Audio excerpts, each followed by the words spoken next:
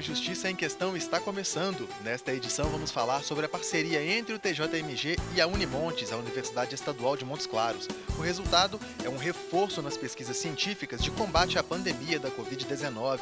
Um relatório do Centro Integrado de Atendimento ao Adolescente Autor de Ato Infracional mostra informações que podem ajudar a compreender o envolvimento de jovens com a criminalidade. O JQ vai falar ainda sobre a entrega dos novos prédios da Justiça em algumas comarcas de Minas. E falando em direitos, quem pagou por canais de esportes exclusivos e não pôde assistir nada porque a pandemia suspendeu os campeonatos, agora vai saber como agir. Você vai descobrir ainda curiosidades sobre as vestimentas que os magistrados usam nas sessões e julgamentos. Então, fique com a gente, a nossa edição começa agora.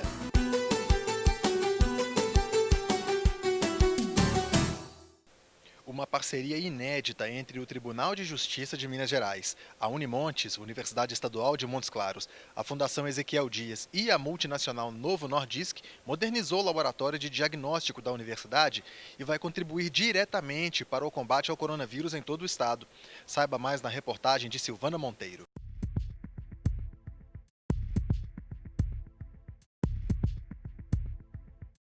Testar, testar e testar. Esse é um dos verbos mais ouvidos nesse momento de crise sanitária em que vivemos. Fazer o exame para saber se o paciente está mesmo contaminado é uma etapa importante na busca pelo tratamento ideal, mas, ao mesmo tempo, é um dos grandes desafios de estados e municípios em relação à pandemia do coronavírus. Em Minas Gerais não é diferente. De acordo com dados da Secretaria de Estado de Saúde, no início do mês de junho, o estado realizava em média 239 exames por dia, o que representa pouco mais de 6% da necessidade atual. A parceria entre o TJMG e a Universidade Estadual de Montes Claros somou esforços com outras empresas e entidades para que o Laboratório de Pesquisa em Saúde, integrado ao Hospital Universitário Clemente de Faria, fosse beneficiado com verbas de penas pecuniárias. O juiz diretor do Foro da Comarca de Montes Claros, que foi a ponte para que essa parceria acontecesse, avalia o significado da iniciativa. A importância dessas ações é gigantesca. Ela ajuda uma universidade, centro de produção de conhecimento, a se capacitar para realizar, no auge da pandemia, exames que vão ajudar a nortear as autoridades sanitárias nas ações de prevenção, de contenção, enfim, de controle epidemiológico da pandemia do Covid-19. Assim que o tribunal soube da necessidade do laboratório da Unimontes, o presidente Nelson Messias de Moraes se reuniu com os magistrados integrantes do GMF, Grupo de Monitoramento e Fiscalização do Sistema Carcerário, responsável por gerir as verbas provenientes de pagamentos de penas pecuniárias e efetivou a parceria com a universidade para a liberação de R$ 162 mil. O GMF só destina os valores depois de avaliar se a entidade atende a todos os critérios estabelecidos para o recebimento dos recursos. O reitor da universidade destaca que é a primeira vez que o Tribunal Mineiro e a Unimontes concretizam uma cooperação. Para ele, há dois pontos essenciais nessa união entre judiciário e universidade.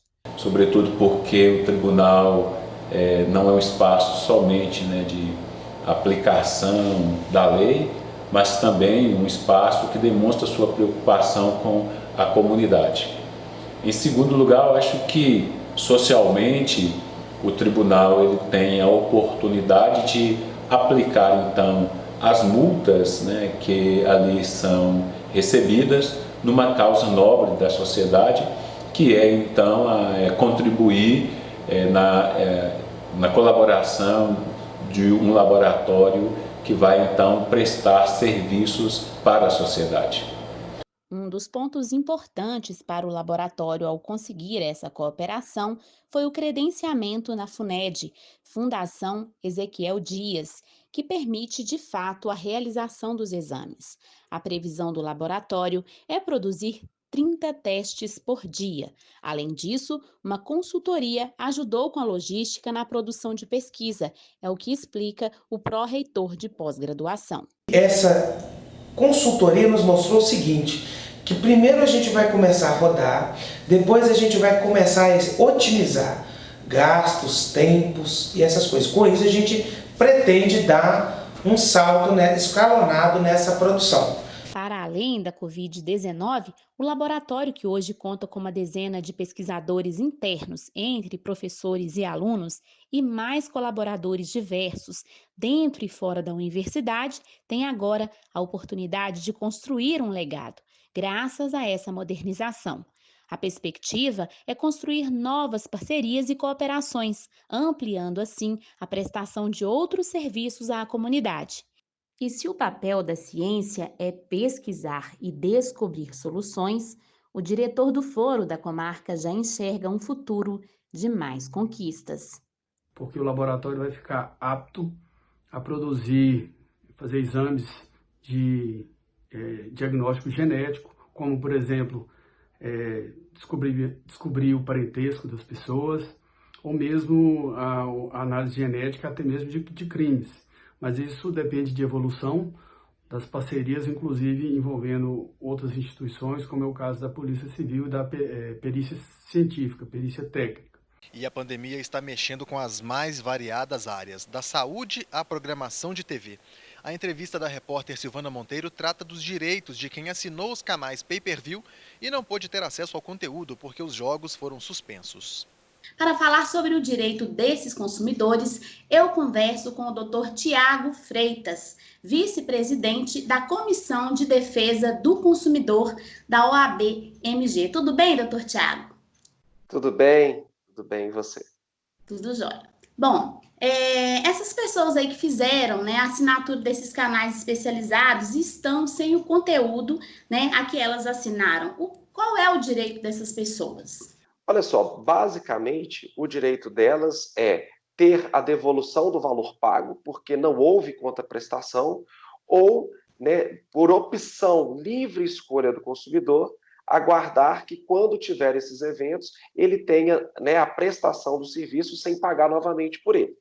Resumindo, então, ou ele vai receber o dinheiro de volta agora, ou ele tem o direito de, quando retornar os eventos, ele ter esses eventos sem pagar nada por isso. Mas como é que o consumidor pode checar, doutor, essa prestação de serviço?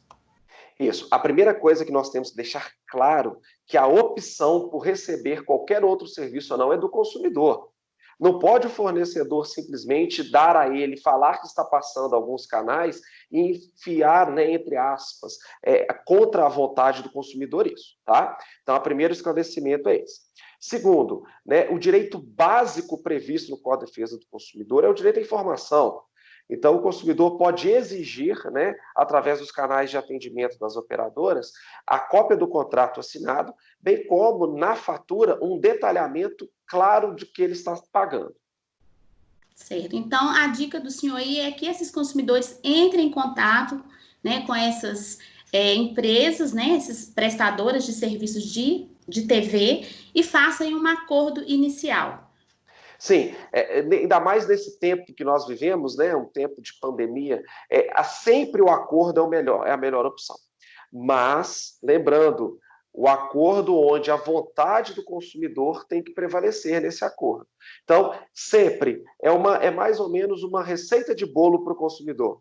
Primeiro, procure o fornecedor, anote o protocolo, aguarde a resposta. Se a resposta for negativa, procure, por exemplo, o PROCON, ou um advogado, uma advogada, ou uma plataforma que está sendo muito utilizada, que é a consumidor.gov.br. Lá também tem sido resolvidos vários problemas da área do direito do consumidor. E algum caso específico, também os juizados especiais, quando tudo aí voltar ao normal. Isso, sempre lembrando dos juizados especiais. Eu não falei dele nesse primeiro momento, exatamente porque está suspenso o atendimento presencial, mas, claro, sempre é uma enorme ferramenta a favor da sociedade consumirista.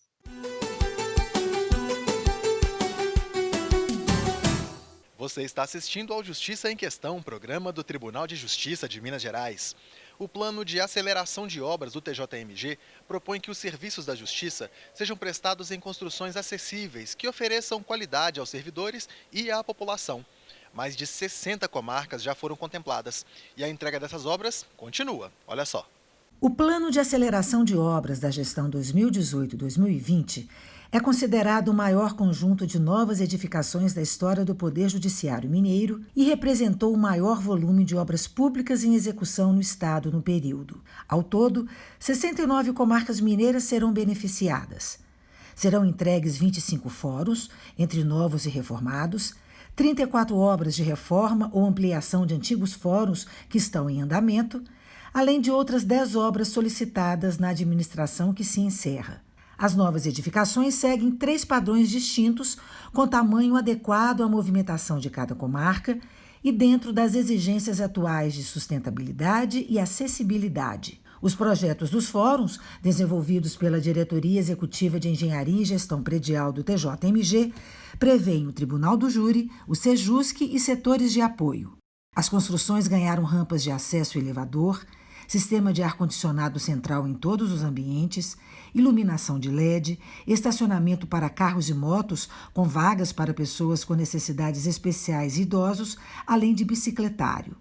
Tudo projetado para garantir o bom atendimento ao cidadão. Os prédios receberam também infraestrutura tecnológica para o processo judicial eletrônico, o PJE, o que vai tornar cada vez mais ágil o trabalho do judiciário. Outra realização marca a eficiência da gestão do presidente Nelson Messias de Moraes, a instalação da comarca de Jaíba, no norte do estado. Agora são 297 comarcas para atender os 21 milhões de cidadãos mineiros. Chegou a hora de esclarecer a sua dúvida sobre termos jurídicos. Vem aí o ABC do Judiciário para revelar o que quer dizer data vênia.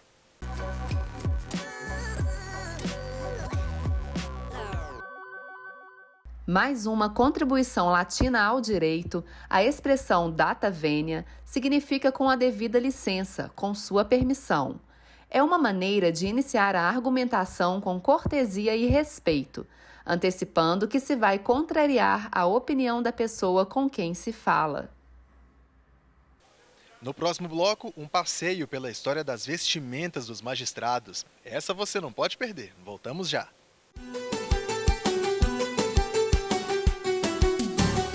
Estamos de volta com Justiça em Questão. O CIA, o Centro Integrado de Atendimento ao Adolescente Autor de Ato Infracional, publicou um raio-x dos casos de jovens que chegam à justiça. Observar os números e detalhes desse levantamento pode ajudar a mudar o jogo. O relatório revela cenários que podem levar a juventude a entrar em conflito com a lei.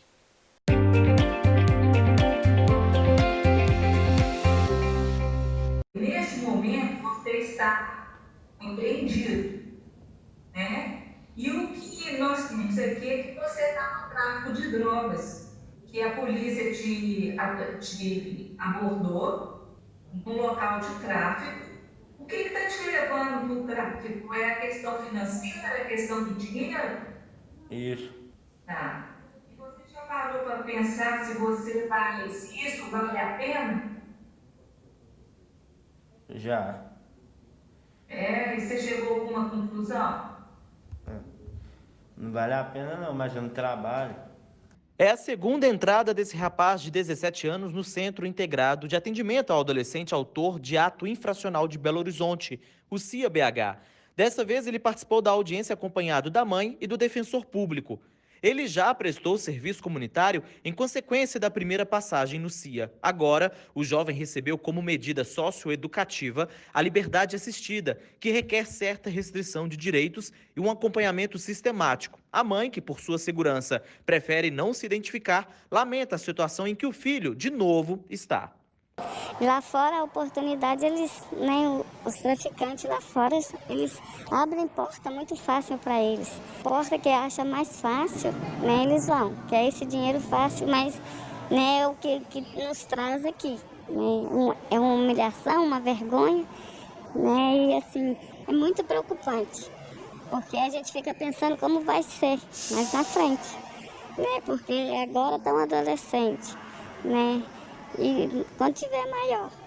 Por conta da pandemia do novo coronavírus, algumas audiências estão acontecendo desta forma, online. Nesta sala ficam presencial a juíza e a escrevente. E aqui na tela, olha só, a gente consegue perceber também a presença do defensor público e do promotor de justiça. E em outra sala, mas que também mostra aqui, fica o menor infrator ou testemunhas. Em função da crise sanitária, o relatório anual do CIA não será divulgado através de uma coletiva de imprensa, como acontece todos os anos.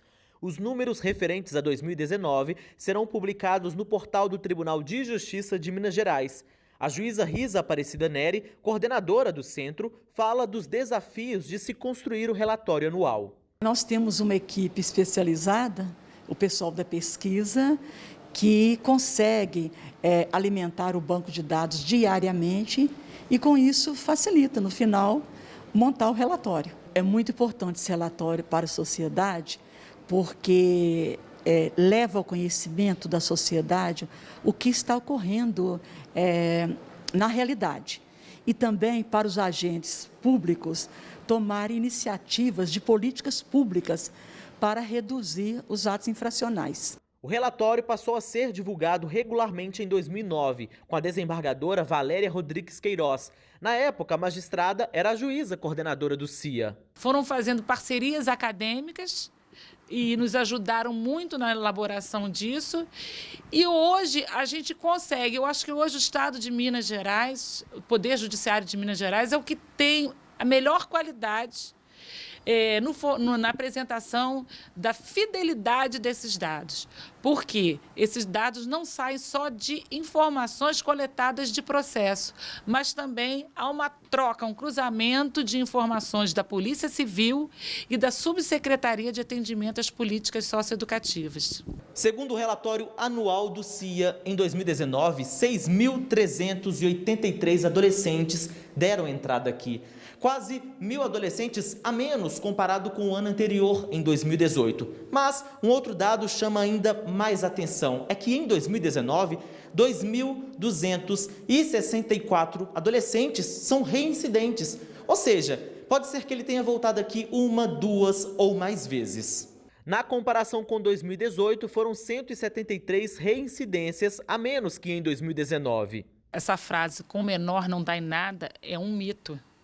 Nós conseguimos mostrar que a justiça infracional, ela é célere, ela não é aquela justiça tradicional que um processo demora para ser julgado, observado os princípios constitucionais da ampla defesa e do contraditório, mas são processos mais rápidos. Essa intervenção no adolescente faz com que a gente diminua a reincidência, que as medidas socioeducativas têm efeito e que esses adolescentes, ao serem responsabilizados, veem que há sim uma sanção para o ato que ele praticou. De todos os casos encaminhados ao CIA no ano passado, 552 são cumprimentos de mandados de busca e apreensão. 4.022 adolescentes foram encaminhados como autores de atos infracionais. O relatório revela também que o tráfico de drogas é predominante. Foram 1.602 casos. Em seguida, vem o uso de drogas, com 513 encaminhamentos de adolescentes, roubo com 439 e furto com 416 ocorrências direcionadas ao CIA. No final da lista aparecem os atos infracionais mais graves, como estupro, com 25 ocorrências, e homicídio, com 17. Outro dado que se destaca, mas de modo positivo, é que 57% dos casos já se resolvem na primeira audiência com o adolescente, logo depois do flagrante, evitando a reincidência, como explica este técnico. Ele ajuda na pesquisa que resulta no relatório. Em outros locais, inclusive do Brasil, essas audiências não acontecem. Encaminhando com essas audiências, nós estamos num bom rumo. No mesmo lugar, nesse lugar da audiência, o Ministério Público, a Defensoria e o juiz já decidindo sobre aquele caso. A frase de Chico Xavier, estampada na parede do local em que os adolescentes aguardam para a audiência, incentiva a reflexão sobre as consequências de cada ato. Se o desvio na trajetória, infelizmente, começou cedo para estes adolescentes, a boa nova é que políticas públicas assertivas podem sim mudar essa realidade. Eu não tenho interesse nenhum aqui de manter preso. nosso interesse aqui é fazer com que você entenda que você deve chegar à vida adulta de uma forma responsável, para você ter uma vida melhor. E a gente vivencia isso todos os dias, e eles veem. Mesmo assim, dando conselho, avisando, né? Pede para esperar a oportunidade de serviço, pede para estudar, mas eles parece que ouvem, mas não decretam, não obedecem, né? Que eles querem o mais fácil, custa mais caro. Você sabia que as vestimentas utilizadas pelos operadores do direito durante sessões de julgamento, aquelas que se parecem com capas, são chamadas de vestes talares? O desembargador Lailson Braga Baeta Neves conta como surgiu o nome e outras curiosidades sobre essas peças. Elas inicialmente eram vestes sacerdotais, utilizadas em Roma e depois foram adotadas por outras classes, inclusive a nossa. Ela é chamada talar porque vai até o calcanhar, o talo, né? Cobrindo toda a pessoa e as nossas vestes em particular, também chamada toga, né? Tem no Tribunal de Justiça seguem o design do Tribunal Antigo Tribunal de Relações de Portugal. Nós temos a tradição portuguesa. E eu particularmente as acho muito bonitas. E toga, né, era a vestimenta do homem romano, né, do cidadão romano, né, dos senadores romanos, e nós acabamos herdando esse nome, essa vestimenta, e a utilizamos até hoje como distinção da nossa função jurisdicional.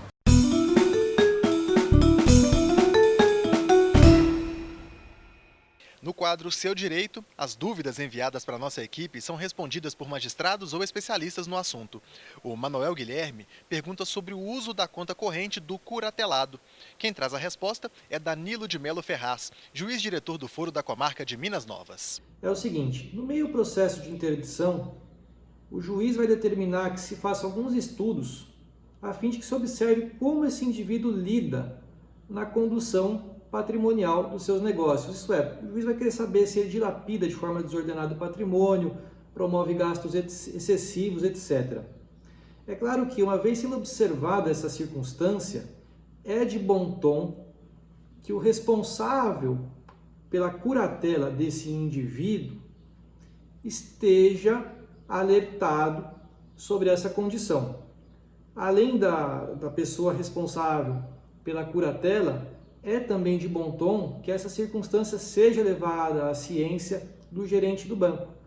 Entretanto, não há por que restringir de antemão ou em qualquer hipótese a contratação de cheque ou, vamos supor, o cheque especial ou empréstimo consignado, desde que o motivo que leva à contratação passe pelo filtro das pessoas agora doravante responsáveis por esse indivíduo, tá? Então, de antemão, automaticamente, eu diria que não há qualquer restrição